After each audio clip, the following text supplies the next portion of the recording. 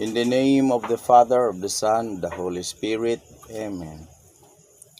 Remember, O most gracious Virgin Mary, that never was it known that anyone who pleaded to your protection, implored your help, and sought your intercession, was left unaided. Inspired with this confidence, we hasten to you, O Virgin of Virgins, our Mother.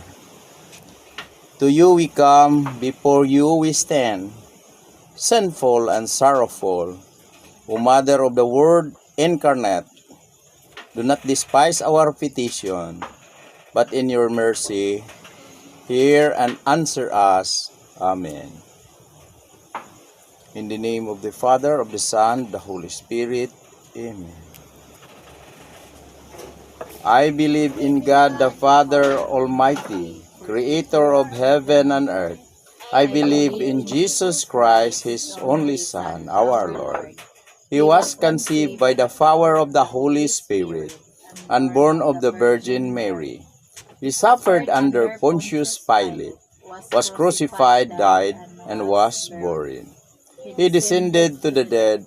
On the third day he rose again. He ascended into heaven and is seated in the right hand of the Father. He will come again to judge the living and the dead. I believe in the Holy Spirit, the Holy Catholic Church, the communion of saints, the forgiveness of sins, the resurrection of the body, and life everlasting.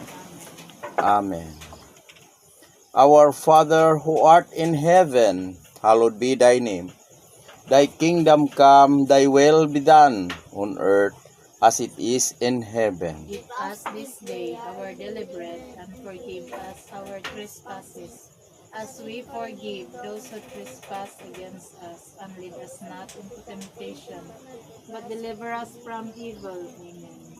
Hail Mary, full of grace, the Lord is with thee. Blessed art thou amongst women, and blessed is the fruit of thy womb, Jesus. Holy Mary, Mother of God, pray for us sinners, now and at the hour of our death. Amen. Hail Mary, full of grace, the Lord is with thee. Blessed art thou amongst women, and blessed is the fruit of thy womb, Jesus. Holy Mary, Mother of God, pray for us sinners, now and at the hour of our death. Amen. Hail Mary, full of grace, the Lord is with thee. Blessed art thou amongst women, and blessed is the fruit of thy womb, Jesus. Holy Mary, Mother of